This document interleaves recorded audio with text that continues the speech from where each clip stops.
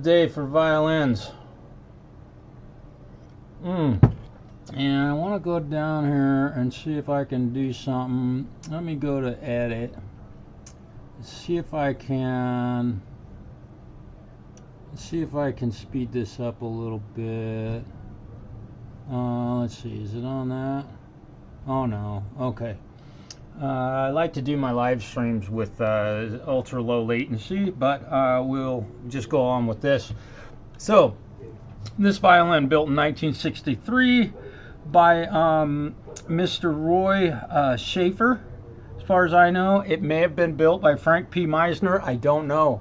But the top had separated from this point where we have a really good solid connection here all the way around. It was loose, so I went in and sanded off the old glue, got that all off of there, and now we've got it glued back together again. So we're going to start taking the clamps off of here, and I use leather, as you can see here, to keep the clamps from marking up the finish on this.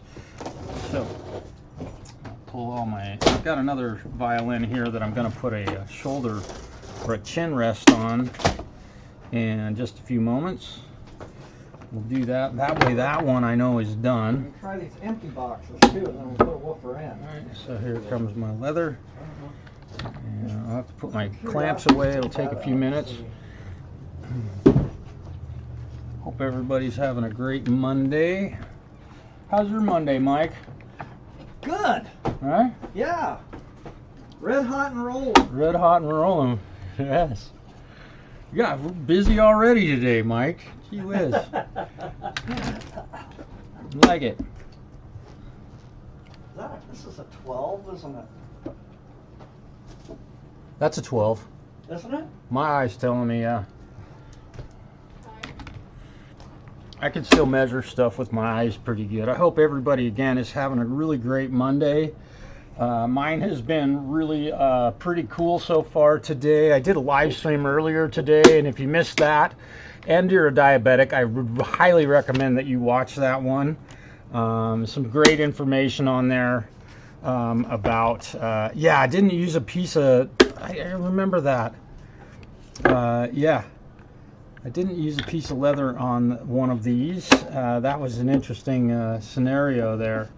Okay, we've got all of my clamps off of here. I hope everybody again is having a great Monday. I know that these streams are not terribly exciting. We just, you know, when you're watching somebody do repairs on an instrument, they can be kind of time consuming. So nothing happens very fast.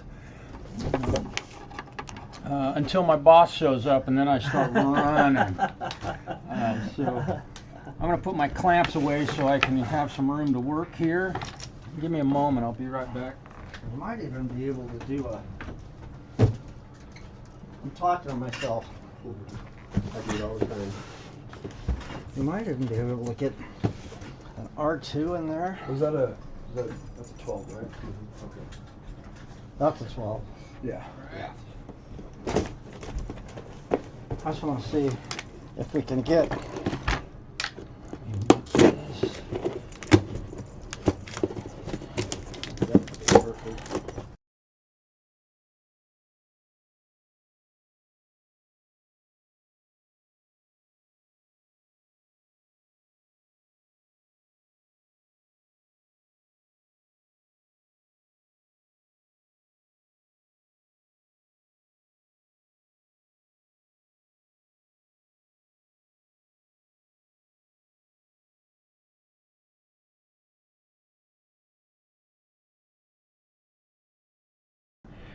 We have some clients at the shop right now, so I've muted the live stream just so for their own privacy. I think it's a polite thing to do. I've had somebody comment that we had clients in here. Usually, if you can hear them speaking, it's because I've asked them if they're okay with that. But sometimes I forget, so we want to protect people's privacy. It looks like everybody's out of here now, so I'll leave the audio on just so you know. That's if I do get quiet, there's a reason for that. All right, Let me say hello to everybody once again. I'm going to get my camera positioned here. I'm using my old C920 Logitech camera instead of the E-Meet. The E-Meet is a little bit more difficult for me to control. So I've gone to using this one. Let's see, Zach. Hey, brother. Tis the season for violins, Zach. My goodness.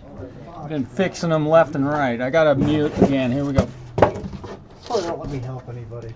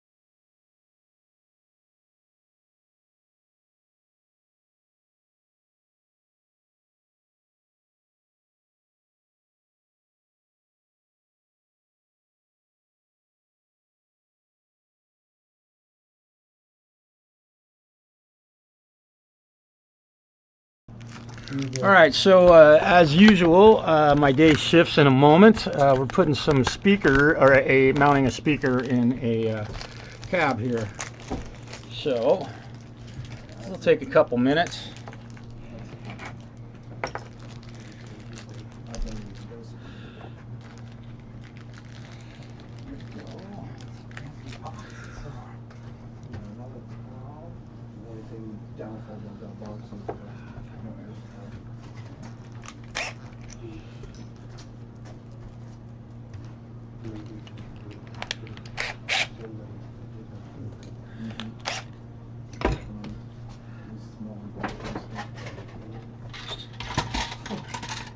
I'm going to pre-drill these just so I don't blow things up.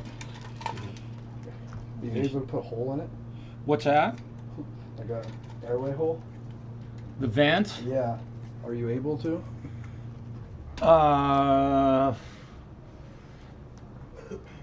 Yeah, we could, but I don't have a drill bit very big. That would be something we'd have to literally cut into it.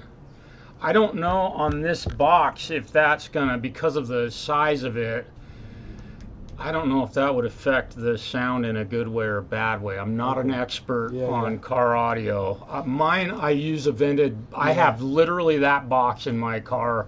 Well, I think I have a P2 in mine, and it just, but it's vented. So I couldn't tell you if, and that's something that also could be done at any time. You got a, you know, a self-feed 2-inch bit or something like that. You could pop a hole in there.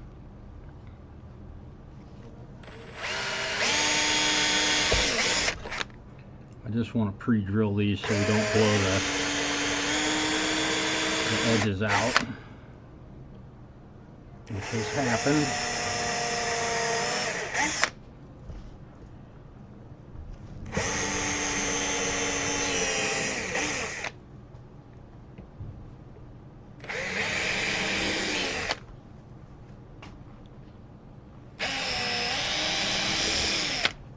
Sent these home with a lot of folks, and they go to run the screws in there and they don't do this, and next thing you know, either stripped out screws or busted busted box.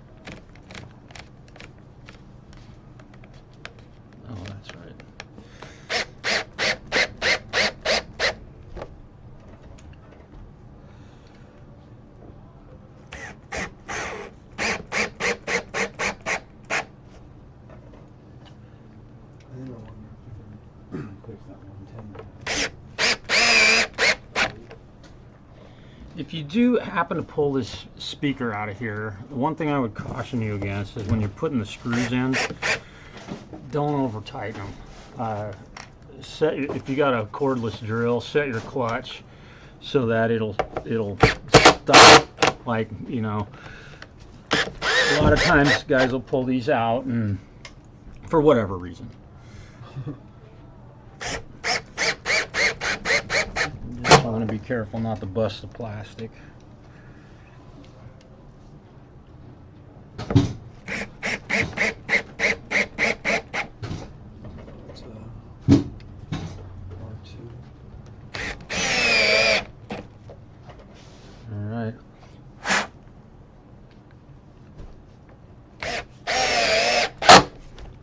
There you go.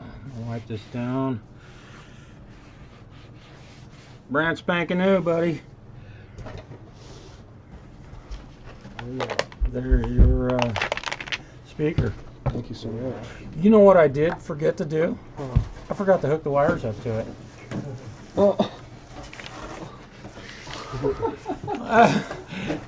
Let's do this over again. And this would be why someone would pull the speaker out of here. Right? I would have been too bad. Right? Like this thing's broken. Good grief. Okay. I try and walk on water, but I fail every time. My ankles get wet. I don't work on car stuff very often, but when I do, I can sure do it wrong. All right. Oh gosh. I've seen Chris and Stu do that. Oh yeah. Oh, it just happens They work on them all day all long. the time. All right. Now you have to remember to hook the speaker wire up to the speaker. You gotta put in there. Okay.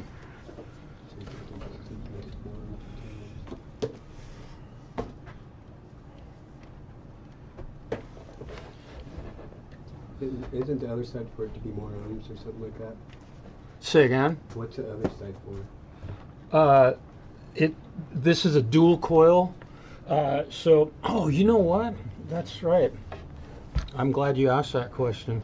I need to get some speaker wire because we need to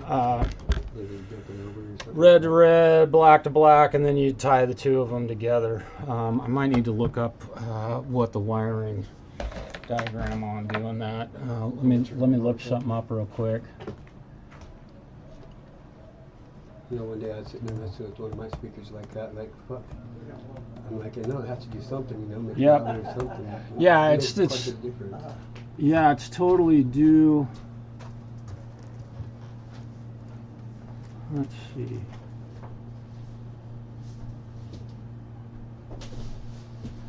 Yeah, this is how that diagram right there is how they typically do it. And black goes to there and red goes to there. That's it. Okay, so I need one piece of wire. I'm gonna grab a nice old, hopefully I got one long enough in here.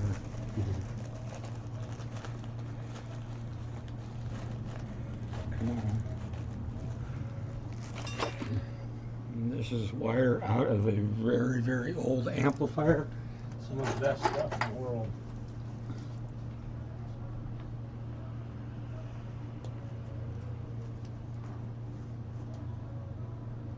Dude, thanks for asking me that question, dude. I would've, like I said, I don't work on it on the car stuff very often. So we go red to black.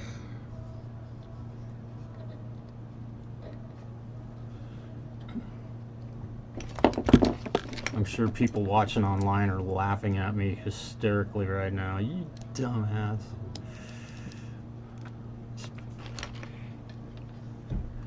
Red to black, and then we go.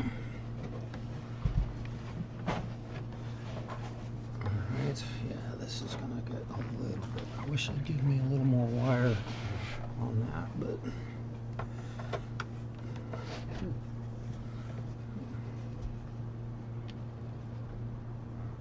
well, that's nice. Push downs. So fucking screws.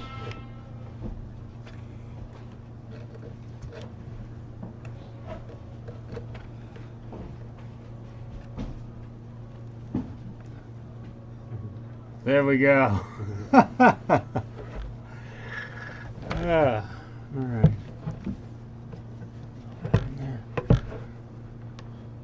Man, dude, I'm so glad you said something. I would have hated for you guys to get home and maybe I've forgotten all of that.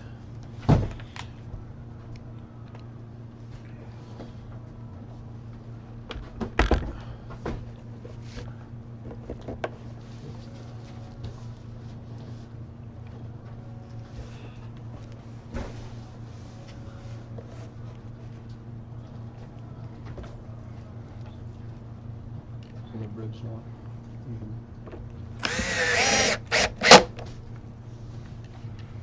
That's what I'm talking about.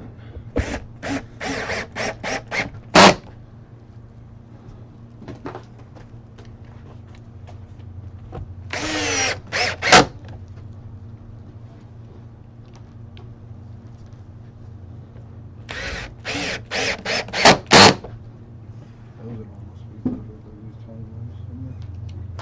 Yeah. Floor.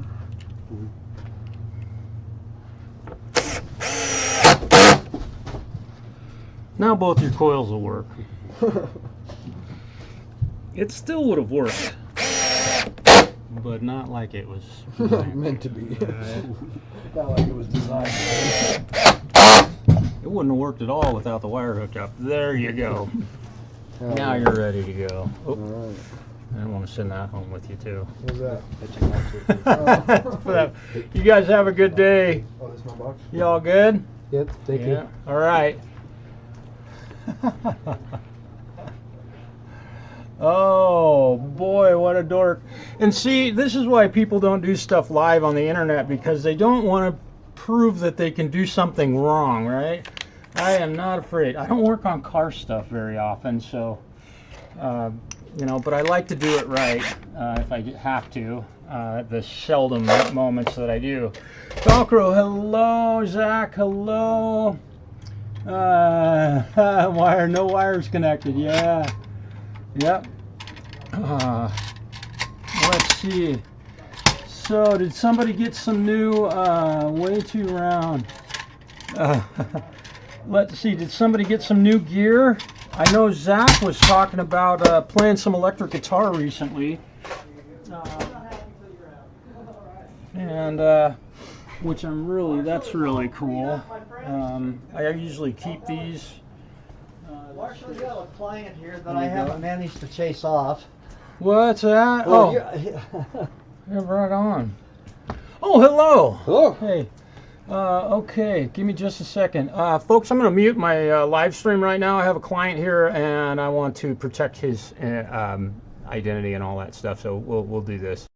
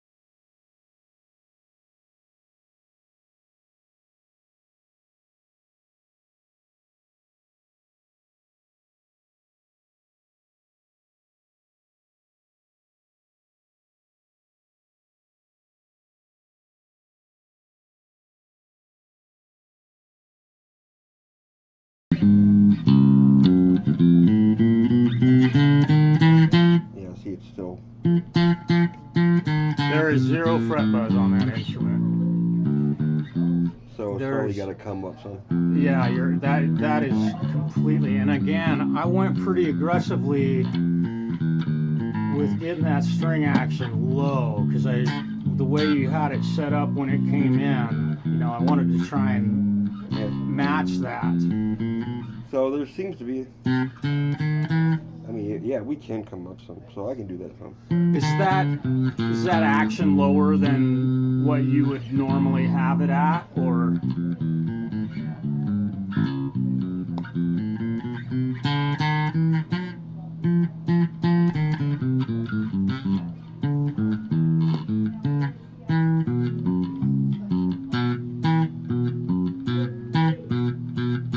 Just the D and the G.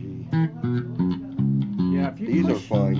If you I can come up because this is really kind of low, and I'm really trying to get away from playing ultra low anymore.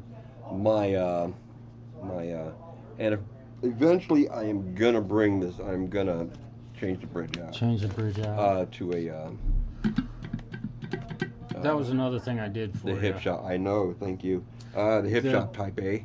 Yeah. Is the one I'm going for probably. The ground wire in that instrument was up against the paint that they've covered that with, Yeah. and there definitely was a ground between the controls and the bridge, but I scraped the paint off the back of it. Cool. So that we definitely got contact now.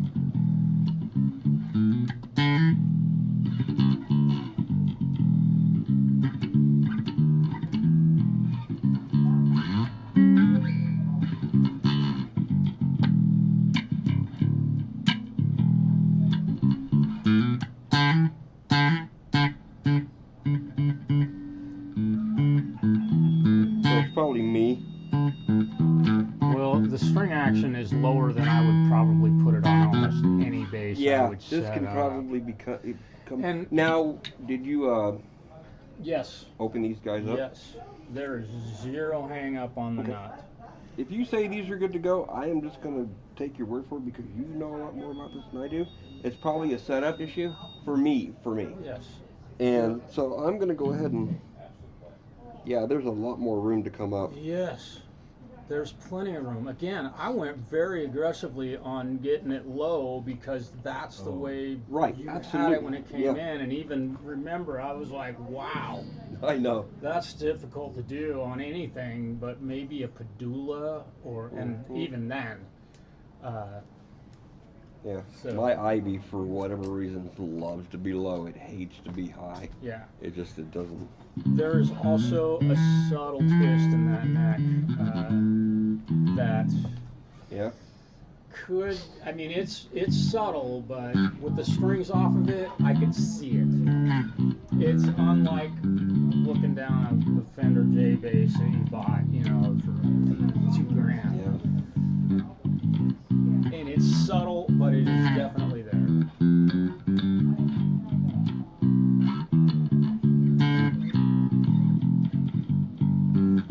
Now, are you playing in a band over there? Sundays at church, or? Used to. And also, the amp sim that you're playing through has got some distortion on it. So a lot of maybe some of the buzz that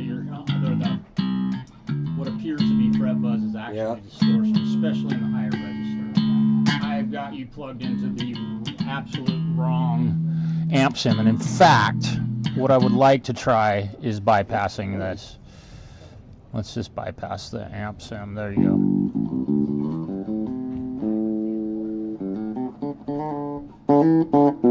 Yeah. Yeah, see, it's.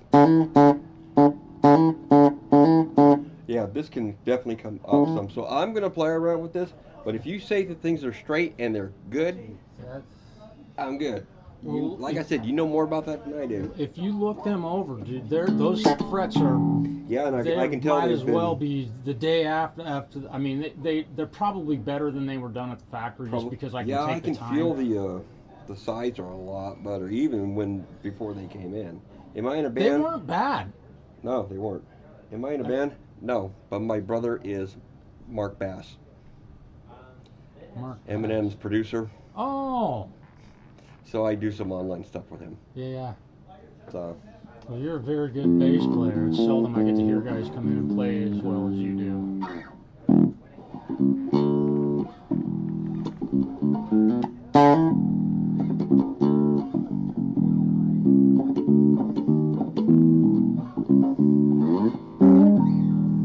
Now, what you're playing through right now is completely dry. No EQ, no nothing. No amps in, no speaker That B is a cap. lot better.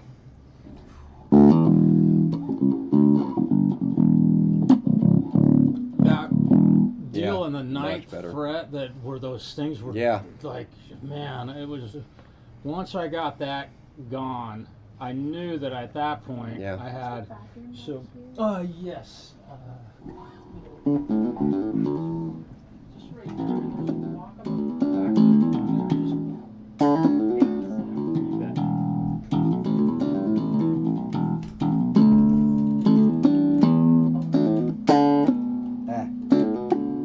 I was so happy to get those because I played it a little bit with the dings in that, and I bent a note, and it was like. Yeah, I know. So that's. I usually don't bend, but I mean, you know, everyone. You might want to. Right. One of these days, you grab it, and it would suck to hit that or have it go quickly. You could feel it.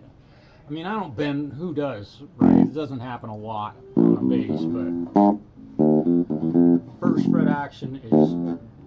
Yeah, I like it. When I did that work to widen those nut slots, I like plenty of room for them to move, and they are not hanging up. The way I test that is to push down on the back side of the nut, push down on the string, let go of it, and see if it stays sharp. And then bend a note on the opposite side, on the neck side, and see if it it stays sharp. Then you know one side or the other is letting that thing is dialed. Right. And I could not find a black. That's okay. A black. That's okay. I'm gonna go ahead and get one because this is for like I said, I pulled this off my Fender, and I kind of want to keep that together. So I'm just gonna get another one. I'll measure and see what's what. Yeah, and if you buy a Fender one, it should whatever brand. You can buy probably a Kashi or something. At least it would look similar. That is a really nice bass, by the way. That thing sounds fantastic. You're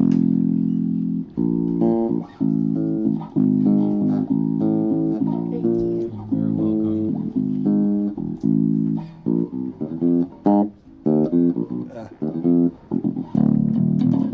I like the transition from the B is nicer now. Isn't that? I thought so too. And I call him my journeyman. He's a world-class bass player, and I let him sit down and play this thing. He goes, like the string action is, he said, it's uncomfortably low for me. And which, good. Now we got room. Yep.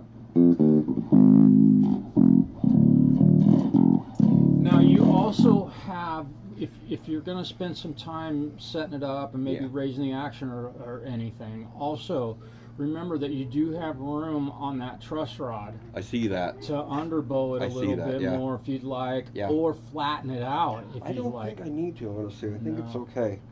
It's a lot better than it actually was. The way it looks, it doesn't look as wavy as it did because you're seeing the frets as an illusion, and it doesn't look as bad or at all. But like I said, I'm going to eventually change the bridge out. I'm going to go to the Hipshot A. Eventually, if I have to. Like I said, I'm going to raise up the G just a little bit, and I think everything else is good. Honestly. Let's just let you do that right now. I mean, I'm not kidding. I think. Is that the right? Yep. Like I said, I'm just going to raise them up. Is that the right size hex key? Oh, that's too small. Too small. Which one is it? This one should be it. I think, because I think if I read correctly, this pickup was made by Arctic. And I have an Arctic preamp in my IB, and I like the preamp. They're cheap as hell. Yeah. But it really does sound good. And if this thing doesn't, if this thing doesn't, And I'd recommend turning both, just turn Yep. both the same exact Yep. distance, and then they'll stay, because I leveled those things. I try to do that with any setup.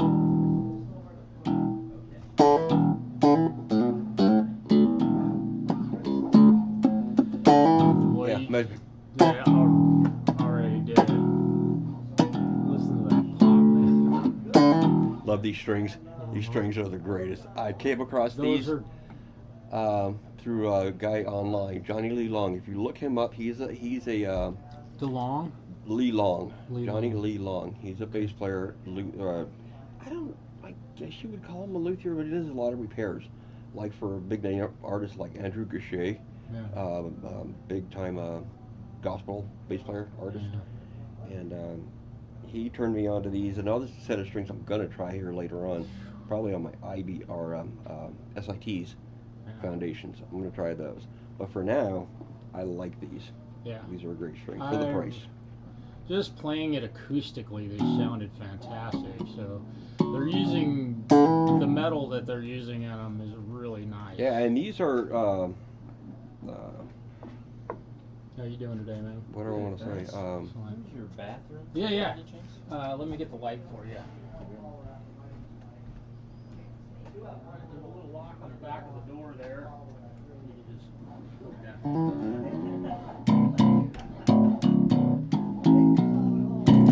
It's been played just a little bit since I got it strung up and tuned. That beat is killer. You're playing Oh, I through know. this little toy amplifier, That's man. great. I love it. Yeah, see that kid. That Just, one little move was all. and I don't mind that little bit of a effect because you'll never hear that.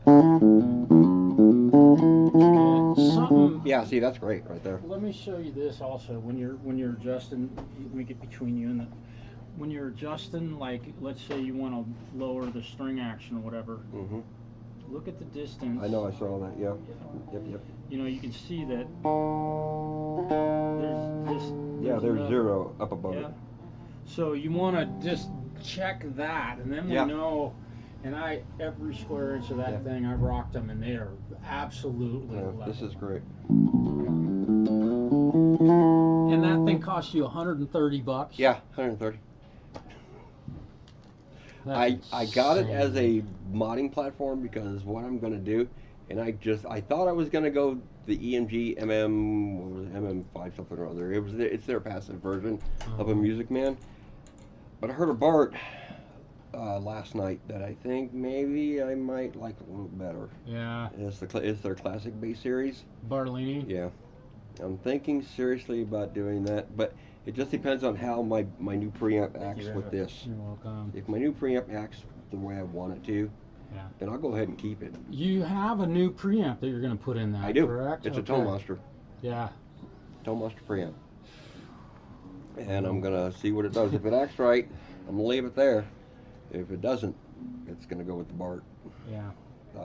No, I I have love... Bartolini's in my Ibanez sound gear bass, the 4-string. Yeah, the MK ones. And those things sound, Yeah, the MK ones. Yeah, they're a great pickup. this A lot sounds of people don't fantastic. like them, but I like them. I play a lot of metal, so I want Yeah. high output and Yeah. overdriven tones like what we were getting. Yeah. And that hits me right in the face. Yeah. It's got a great mid and the top end bite. Yeah, I cleaned it right up. One little move. Yeah, I just cleaned it right up. That's great. That's awesome. Now the dimensions on that, on the low B, I set it at 5/64. I Okay. measure in 64ths. You can measure in millimeters all you want. I'm an inch guy. Yeah. Yeah, and then the G was set at 3/64, which Okay. that is lower than I like to do, especially on a 5-string. Normally I'm at 7/64 and 4 on the G. Yeah. I can get the G sometimes down to 3 because the string is so much smaller, but so even as it is, No, it's that's fine. Just like it is. nice and clean. Just like it is. Yep, I like it. excellent. Great deal. You happy?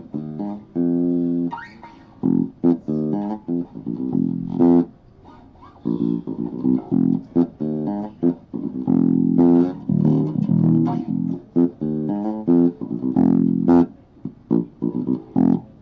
like it. Like I said, I like the pickup. I like the bark on it. Yeah. So hopefully it cleans up. This has got some kind of a woody, hunky area in it. So I'm hoping this cleans it up.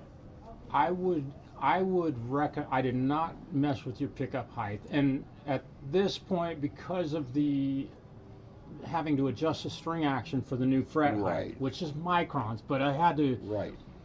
The pickup, in my humble opinion, and to my ears, too close to the strings. Yeah. It makes it super bright. Yeah. Exactly what you just kind of described. It's Yeah. got this bite or honk in it. Yeah. So if you lower that pickup, that could be the answer to, you might, and don't be afraid to lower it a long ways and then just kind of sneak it up. Yeah. Because I see it all the time, and on a bass, you're not worried too much about sustain, because you hit a bass string, it's going to ring forever anyway. Yeah. But, and it's an active pickup. Oh, it's passive. Oh, it is passive. Okay, well, in that case, definitely. Don't be afraid to lower that a little bit to see if that doesn't cure that. Right. The only reason I kind of brought them up was because of I had to have the string height so high to get rid of the buzz. So now that they're lower, or now that everything's lower and even, now I can go ahead and even it down, because on my Ivy, the G string is a little weak, and the B is muddy. It always has been. Yeah. Not really, nothing like that at all, even with fresh strings. So I mean, I'm gonna dig this. So I'm gonna put her away for a minute until I can get the. I'm gonna probably put EMGs in her. Yeah. Which one is it? It's an SR405, and they came with their stock single coil. Yeah. Double single coil kind of thing going on. They're the DX5s, and they're a great pickup, but I don't know how good they are. I've had this bass for almost 30 years. Yeah. So who knows how good the pickups are anymore. I should really pull them apart and measure them. But, as long as you don't spill beer in them, they're usually pretty good shape. You know, when I was younger, I was a kid, you know, because I grew up in a musical family. So I started off playing with my dad and my brother. It shows. That kind of thing. And I was so young, and we're up there playing, and this guy, because I grew up in bars, I mean, you know, I was young. And this guy comes up with a glass of beer, and I'm like, you know, what do you want? I'm sitting there playing, right? Basically oldies, I mean. Yeah. And he throws beer at my amp. I'm like, what the fuck are you doing, bro? And it's on fire. The speaker's on fire. Them's fighting words right there. The speaker's on fire. I had such an underpowered amp in a PV cab, something or other. And the thing just heated up the voice coil and just smoked the cone, and it's on fire, and it's still going. And so yeah, to spill beer, to say I've been through some shit, I've been through some shit. Yeah. Well, that's one cool thing about all the digital amps, you know, the D series amps like your GK and stuff, are solid state. I mean, they are hard to hurt. I mean, my 800 RB, God bless that thing. Yeah. Rest in peace. Yeah. That thing finally died, and that's why I had to go to the MB series. Trying to find an RB, anything is incredibly expensive right now. Well, you can thank Flea for that. Yeah, right. Yeah, absolutely. And Duff. And Duff, yeah. And those guys. Well, and that was the 80s sound. Two of the biggest bands ever, and two of the best bass sounds in recorded history. Those guys, I don't care if you like them or hate them or don't like their music, man. Their tone was unmistakable. Yeah. The moment Duff hit a note, man, it was like, and it didn't matter what band he was with. Right, you knew it was. That's him. You knew. Those amps just, he had a touch and an amp. Yeah. And that was, it's nice that, you know, Slash is the same thing. Him and Duff were, it's like Paul McCartney and John Lennon kind of, the chances of that. Yeah. And it was a miracle it happened, and it's one of the greatest miracles in music history, you know. Appetite. I mean, you know, everybody says Use Your Illusion and all that. You know, 1 and 2 were the best. I think Appetite still kills them. Yeah. Yeah. In my opinion. But, Yeah. You know. One of the greatest records. Yeah. Yeah. One of my favorites, similar era, just a little before Appetite, was Rat Out of the Cellar. Yep, Invasion of Privacy, big Rat fan. That's what I went to go see. They opened up for Heart, believe it or not, in like '85 in LA when I was living there. And it was funny because when Heart, you know, Rat did their set, bye-bye, you know, we're gone. Yeah. And Heart comes out and they start doing everything from the Heart album, the new one, and everybody walked out. Right. Everybody walked the hell out. What happened to... This was at the forum. Where's, you know, Barracuda and Magic Man and whatever, and they didn't want to hear that shit. Or, I mean, they wanted to hear that. They didn't want to hear the newer stuff. Yeah. Which, looking, you know, going back and listening to it now, it was really kind of a good album. Yeah. You know, the '85 album was really kind of good. Wasn't that, they were Seafood Mama before that? Was that who they were? Maybe. I remember. Anyway. Yeah. I was never the biggest Heart fan. They were a little too mellow for my taste. I wanted, you know. I could appreciate, you know, some of their, you know, earlier stuff, like, you know, the Heart album and, what's the other one? Both of them they did on Mushroom Records. I couldn't name a record that they put out, even other than if it was called Magic Man or Barracuda. Yeah, the first one was Heart, and the second one was Dog and Butterfly. That was the third one, and that was really the last one that was any good. Yeah. I can't remember the next one. Still out anyways, doing it. But yeah, they're still out there doing it. So, anyways, no, feels great. Yeah, and you know, I know you're gonna tweak it and adjust it, and please do.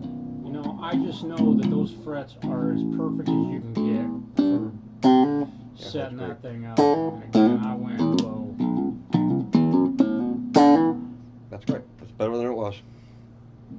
That's. I think I did my job right then. Yeah. No, that one from Pretzel Logic, Steely Dan. Oh.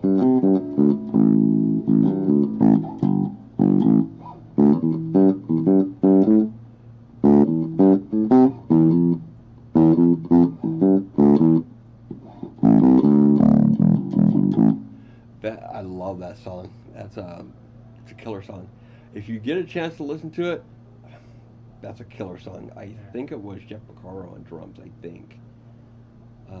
Steely Dan, you never know who the hell was playing on that. Absolutely. Like 18 different guys. Yeah, in the same day. Yeah. On the same day. Yeah. I would listen to 38 musicians. Yeah, I would listen. I listened to guitar players. Yeah, I listened to a lot of docs on that kind of thing, and yeah. Yeah. Totally different thing. But the one constant was the guitar player. Yeah, what's his name? Yeah, what's his name? Boy, I want to say Robert Fripp, but no. I can see him. Yeah, I know who. God bless my name. Anyways, no, it's great. You feel good about it? I feel good. Okay. Go ahead and. I'm glad we were able to do that. Just go ahead and unplug it. That's fine. You aren't gonna hurt anything. Oh, there you go. Yeah. Mine usually pops and bangs and. Let's get the case here. Yeah, I got a new case coming for this guy. Yeah, that one almost doesn't fit. Yeah. It's right on the edge. The difference between the idea and this guy is the same scale, but the headstock's bigger. The headstock's a little bit longer. Yeah. And, Larry Carlton, that was the guy's name. Larry Carlton, yes. Oh. Yeah, he played on freaking everything. Yes, jeez. What was the song? I keep thinking Roundabout, but that was Yes. Wasn't it? Yeah, that was Yes. Yeah. One of the greatest bass lines, Chris. Chris Squire. Yep. Yeah, God. The story on his bass was just incredible. That he had that bass, the body shaved down so far. Yeah. And it was just.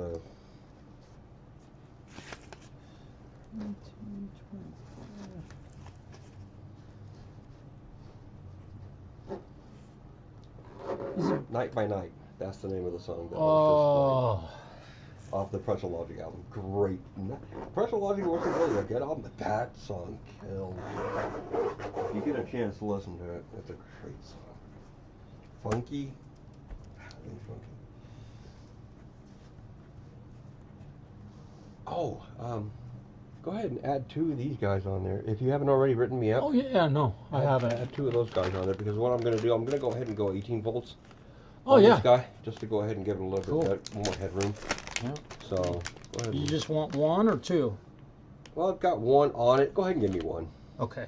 And that has a nice Yeah. hard plastic, so you can pull in your battery Yeah. in and out. You're not going to be breaking that little piece of fabric. Yep.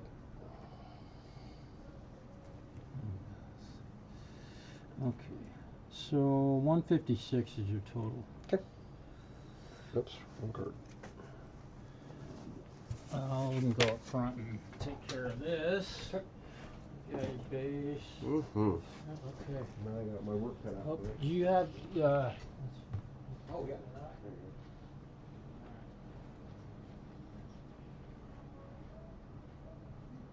Trying to shop with that, Marshall? Yep. Okay, I know what I'm gonna do about it. I hope you carry it to the car. Now it's an $800 base.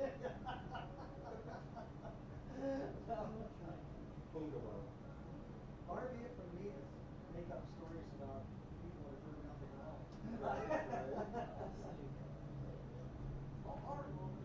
I wasn't. Oh, that's awesome. What kind of stuff do you like? Everything? Everything. I grew up, I started playing Oh. and grew up in my dad's family band back then. Then I kind of branched off and got it over notoriety of being kind of a top 40 player, I guess, in the genre back in the day. Anything from Canterbury to Oh yeah, I'll take that. Thanks, Marshall. We'll be in touch, guys. yeah, you have my number. I do. Save it, you can call me Yeah. anytime. You need strength Yeah. or anything. Okay. Absolutely. And Mark, if he gave you his phone number, if it's a real emergency, he lives upstairs. Right. So That's it. Yep. So he'll come right down. All right. Cool. Happy customers are always fun. I love that. He's a really, really good bass player, obviously. You can get around on one of those things. All right. So my live stream went from here to there to there to there to there. Probably have lost everybody watching, but hopefully you got to enjoy that, listen to that guy play some bass. If you hung around to hear that, very good bass player, which was cool. All right.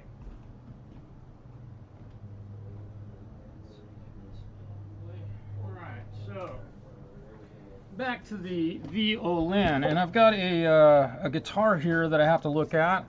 Let me take a look at the stream here. I have no idea. Oh, 5 people. GS Piedmont 425. I'm a random person that works on anything but violins, but feel blessed to have randomly come across this. GSP, forgive me for having to take a moment. I had to help that client, and we kind of had an agreement that he would come in and play it, his instrument, after I had set it up for him. He does a lot of his own work, and obviously he's a very good musician. And he'd be somebody that, if our band needed a fill-in or needed somebody to sit in on bass, I would call that guy, and I have his number. Falcro, thank you, man. Let's see. You guys, and forgive me for having to get distracted so often during this live stream, but I think I'm going to be able to focus on this thing for a little while. So what I'm doing right now, I had to glue the top back on this instrument, and I'm making sure that I use tight bond. I do not use what do you call it? I use tight bond. I do not use hide glue, regardless. If a customer asked me to use hide glue, I might just say I can't do the work, because I know that it fails. And although if it was like, you know, a Stradivarius or something like that, I might bend my rule a little bit. But Titebond is a far superior product, and it's been proven, time tested. It is definitely stronger than hide glue, and it holds together better. But this top is separated from this horn all the way around to the where the neck meets. This portion of it was still in really good shape.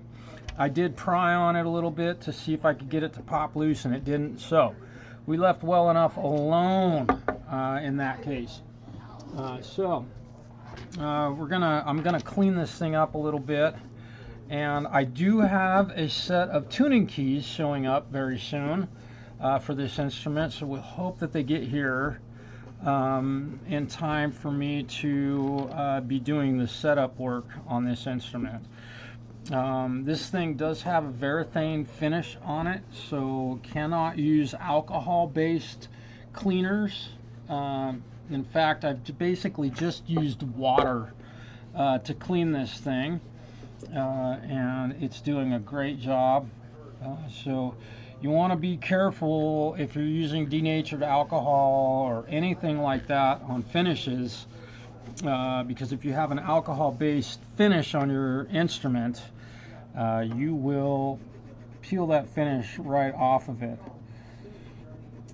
or melt the finish off of it, and you'll end up with a big old ugly spot on it. Now, this thing is looking really good.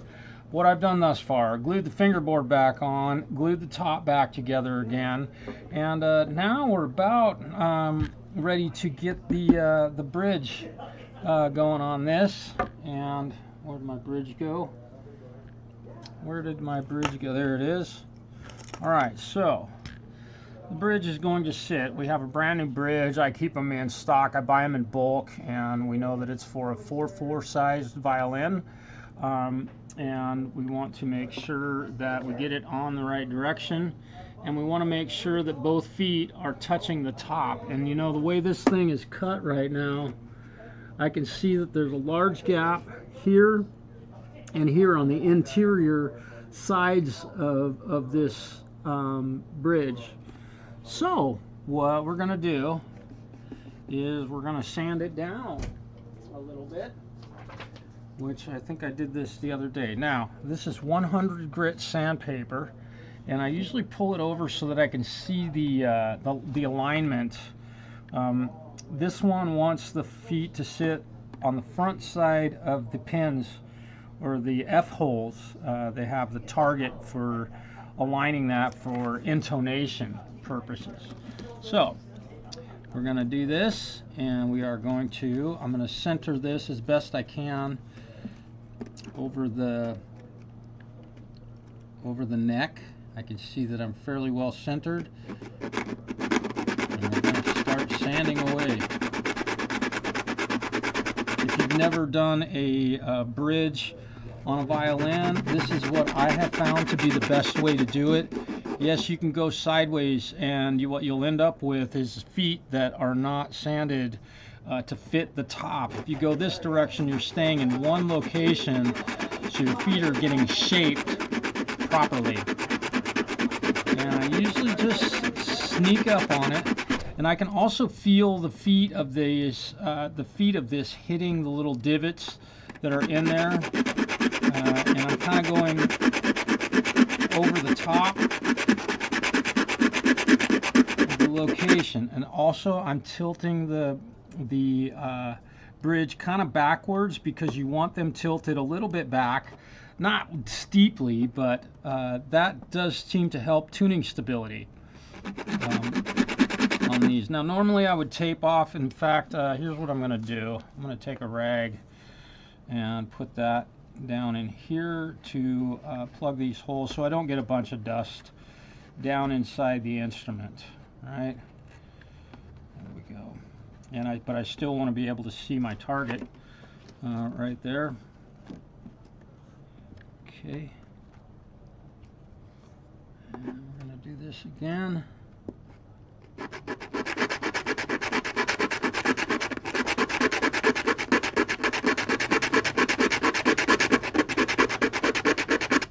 100 grit, so it takes off quite a bit of material in a short amount of time. And I can hold this up, and now I can see that the feet are pretty darn close. I'm going to get some light. I think, where's my flashlight? There's my flashlight. I want to get some light on this. And I can see that my feet are getting awful close. We're getting awful thin on the outer edge of our feet. But we still need to come down a little bit. Our feet, how much room? And I've got some distance left on the front. Now I'm tilted back way too far. So we're going to level this up a little bit and take some off the front edge of this. Before starting to die, it keeps disconnecting and reconnecting. 4.4. Oh, 4i4. Oh boy, that's amazing. Well,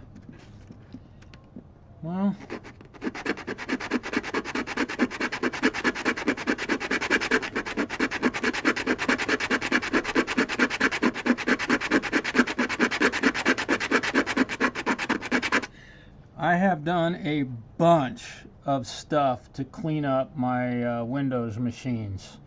And I will tell you what, TheFALCRO, there are a couple of videos, I should probably send you links,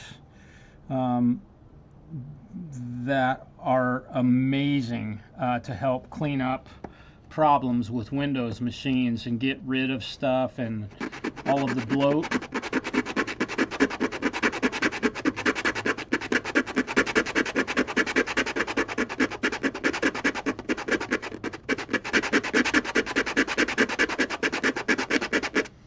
You know, I'm really, I apologize for having to step away and be quiet for as long as I did today, but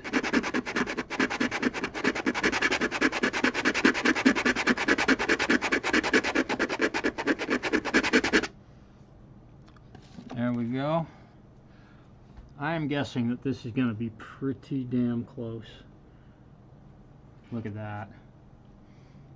I can see that my feet are both making really good contact with the surface. We're going to call that good. Now, string action. On a violin, a general rule to follow. Now, I'm going to take some 220 and smooth this up a little bit.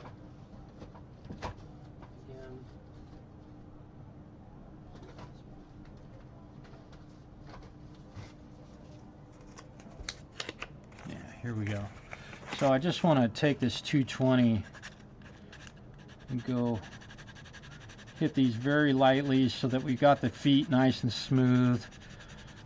Take any of the scratches off of the there's a program TheFALCRO called Crap Fixer. Let me look it up here.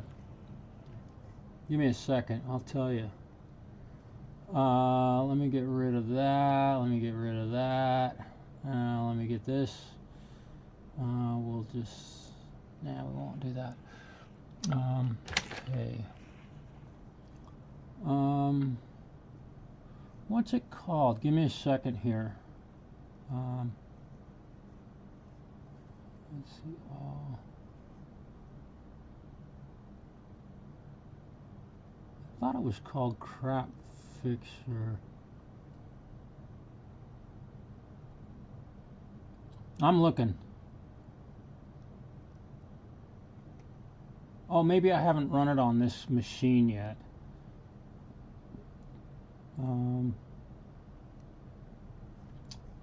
Yeah, I'm happy to take a moment here to try and help you.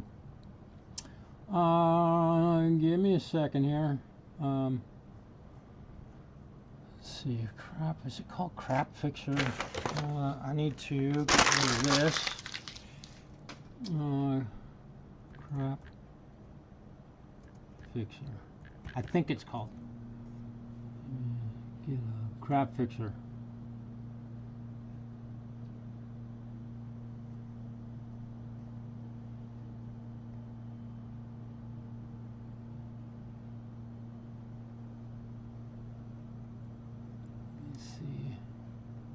Give me a second here. I'm seeing if I can update. Okay, plugins. It lets you clean, yeah. Let's tool it.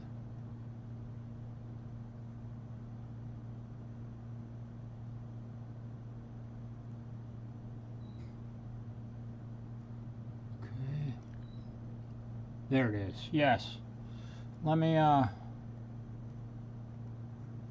here you go. Oh, come on. Now, I don't remember if you're using Windows 10 or 11. I'm using Windows 11, which, if you're asking questions of people who are using Windows 10, probably not a good idea, because I'm running Windows 11 on my machine. And I also learned that there is a way to put Windows 11 on a machine that says it can't run Windows 11. They have figured a way around that. So, but there's a link to the program, and you can run it. I've run it on my machine, and it is pretty awesome. Okay, so let's see this violin. Now, the one thing I'm missing for this violin are the tuning pegs, although I do have 2 of them. So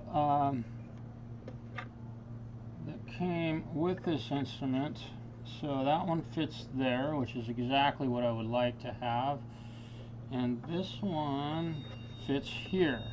I'm missing the 2 center ones, but this is fine because I want to get the 2 outer strings put on this thing, and then we'll reset the sound post, which I have to get that out of here. So there it is.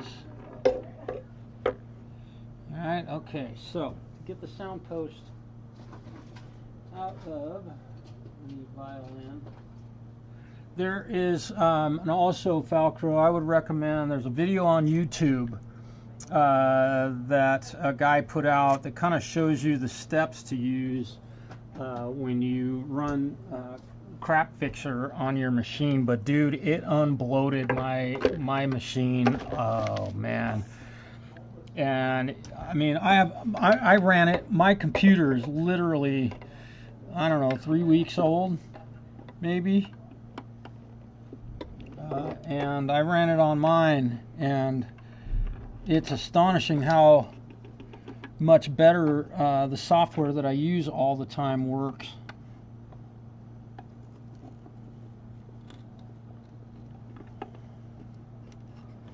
Sound post. Alright, okay. Let's see that this thing's bent a little. Alright. So we've got our bridge. So let's get our bridge put on here, get a couple strings on it. And I am missing the tuning keys for this thing because I ordered some and they aren't here yet. So I wish that I could, let's see, okay, so this has also come loose. I wish that I could do this whole setup on this live stream, but it looks like I'm likely not going to have all the parts that I need. So we're just gonna hopefully get the sound hole or the sound post reinstalled, and this back in here. Alright, okay, and then we got that. So what I'm gonna do is we're gonna open up. I got some Prelude 4/4 size strings. Prelude strings are really nice. And this is my process for resetting a sound post on a violin.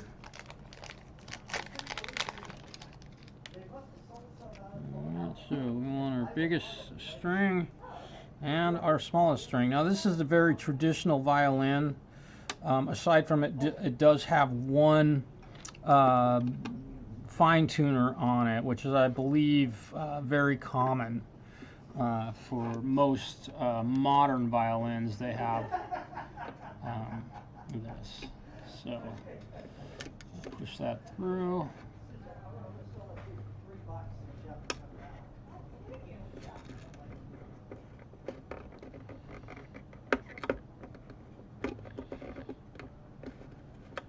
Now,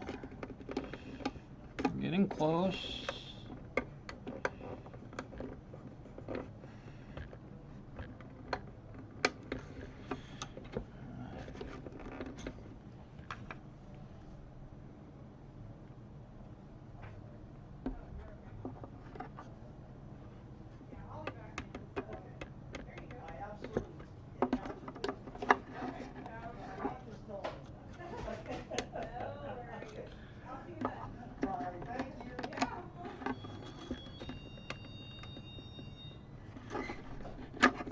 There we go.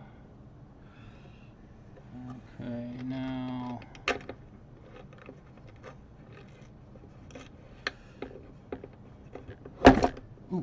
I usually don't.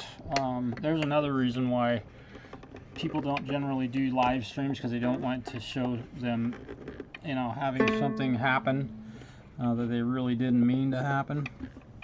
Like the that never happens when you're not live streaming, but it only does when you're live streaming. So we're going to move this over. Now, I don't know about the alignment yet. I can already see that the string action is going to be way too high with this bridge, so I'm going to have to take some distance off the top of it.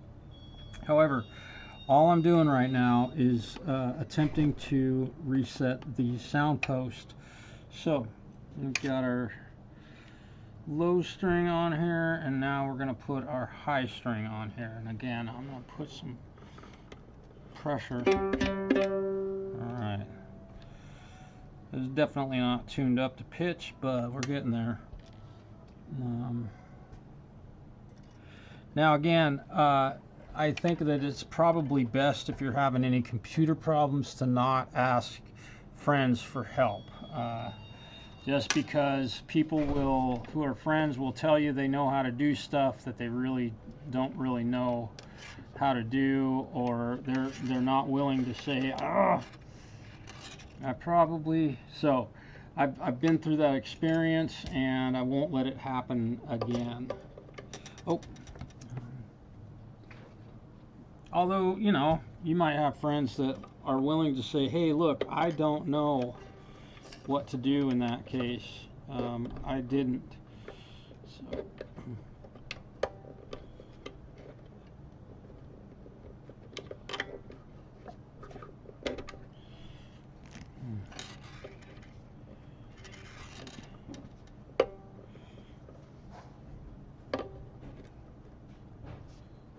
I'm grateful for their help, but I'm also grateful that I found a computer company that was helpful and willing to share with me, because they knew what I wanted to do, and they helped me do that.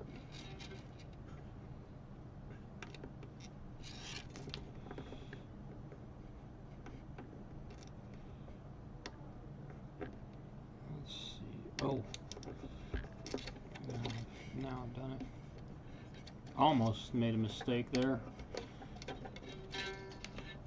Obviously a hand-built instrument. We're gonna move that down here.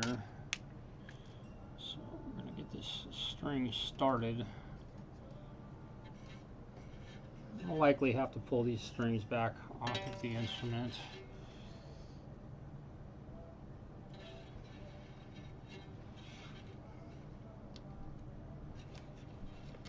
Okay, there we go.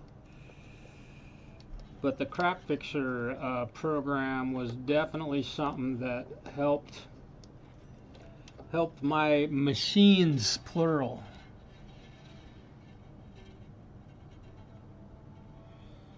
All right.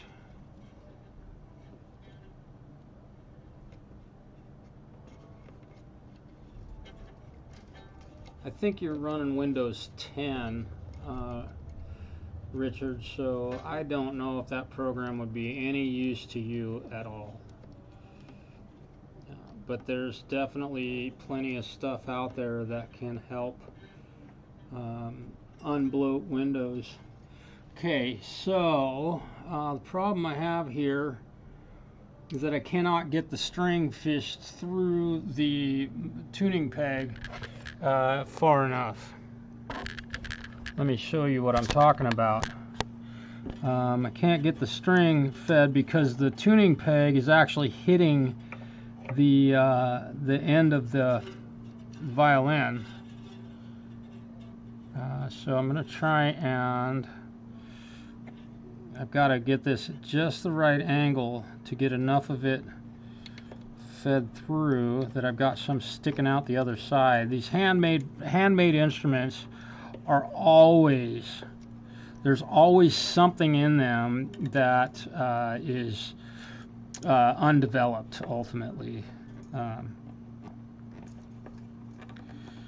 or underdeveloped, I should say, where the person building the instrument just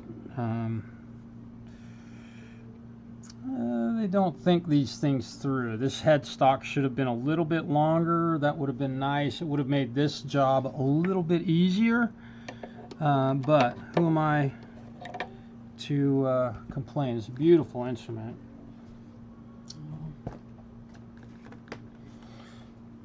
Here we go. Let's see if I can get a hold of this now. Got my tiny little, oops, I'm sorry. Got my tiny little clippers, or alright. I can see that I've got enough poking through there, so now I should be able to get a hold of this and pull enough string through so that we've got good friction. There we go. Want about a ½ inch. Let's see, so I'll go here and then here. There we go. A lot of times, you know, I've run into this on instruments that are handmade, and I get it, but on a like an instrument that's built in mass quantities, they usually have all the little things like this worked out, where it's just a little bit easier in most cases to. Oh, let me think. I'm winding this into the wrong into the wrong slot. So I'm going to go ahead and pull this out. I'm getting ahead of myself here. See all this stuff about the builder of this instrument, but I have to do my job correctly, and let me hope that that does fit through there. Okay. So now I'll have to also do the string spacing for this instrument, and it came in without a bridge on it, so I have to space these strings on my own. We'll lay them out with using some dimensions that are common on a violin. There we go.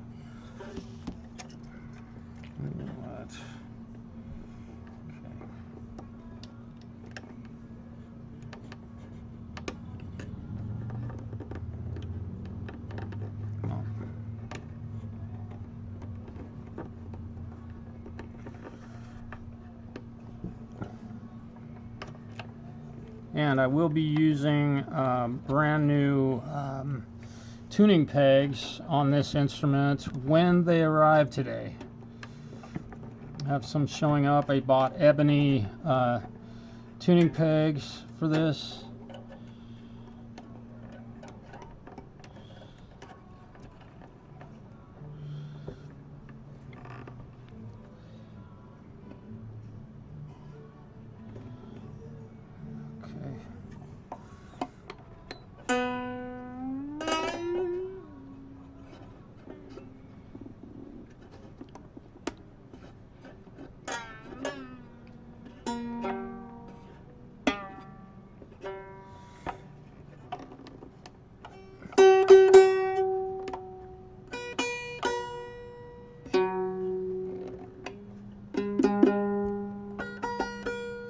Okay, so Now that I have the bridge set, and with pressure pushing down on the top, I can reset the sound post in this instrument. All right, fingers crossed.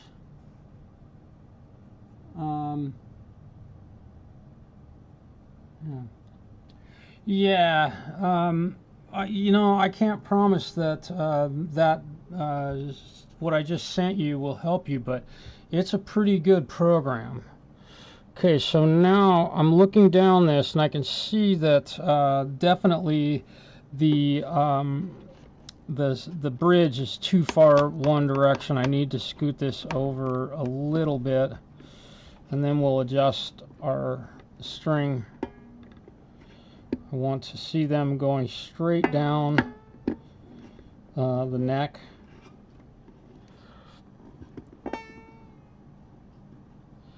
To follow the width of the neck on both sides, both strings.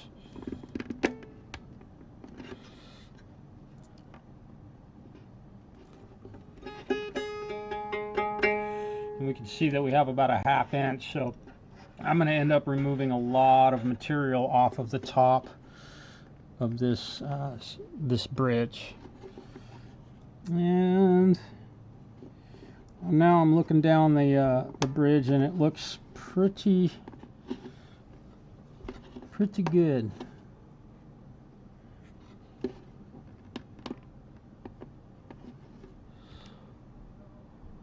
Well, you can see that looks like it's following very nicely.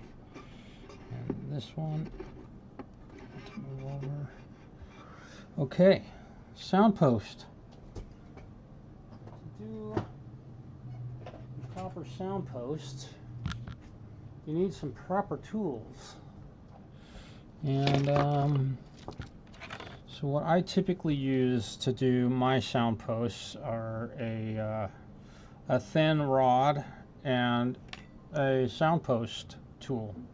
Now, most of the time you can't get the sound post through the hole while it's in the tool, but I'm going to try on this one.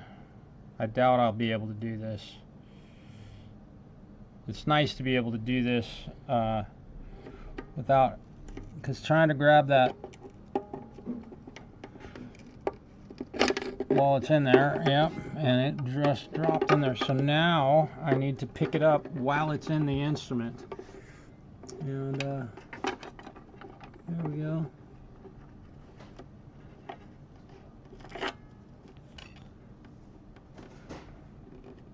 Having small hands when you're working on a violin is usually a really advantageous thing. Now I want my light. I know y'all cannot see what I'm doing right now, but I'm looking in the instrument to see if I can see a spot where the original sound post was, and I cannot. So I also need to move my tool down the sound post a little bit. I want to get it closer to the bottom. There we go. Okay.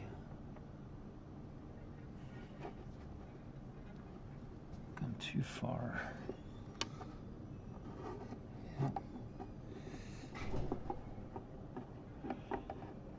Yeah.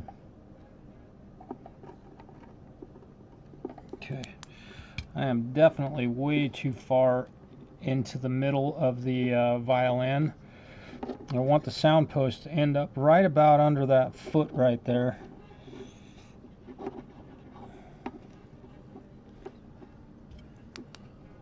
About a 1/4 inch behind it. There we go. And this sound post is actually far too short. It doesn't grab where it should. The only thing holding it in position could be wrong, but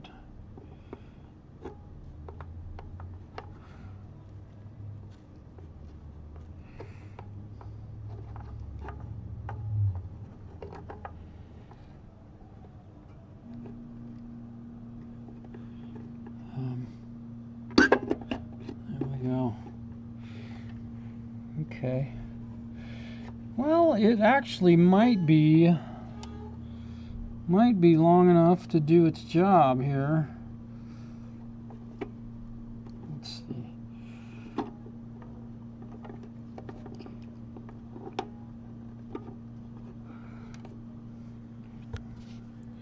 I know that it's not terribly exciting when you can't see what I'm doing.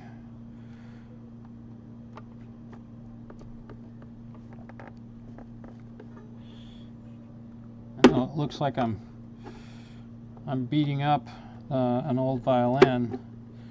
There we go.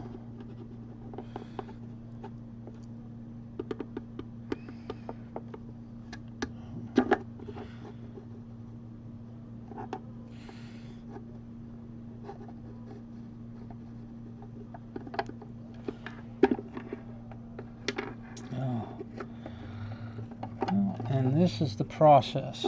In a lot of cases, it takes several tries to set a sound post. Yeah, okay, so not a lot of interest in this. So if you're working on a violin, you can watch other people's short videos on edited videos on setting up violins. I know this has been, it never fails that when I do live streams, I have clients come in and pick up instruments, and so it takes me away from the work that I'm doing. So forgive me for, I'm not sorry, but forgive me for having to step away from this live stream. So you guys really have a great Monday. Do it for dime. Peace.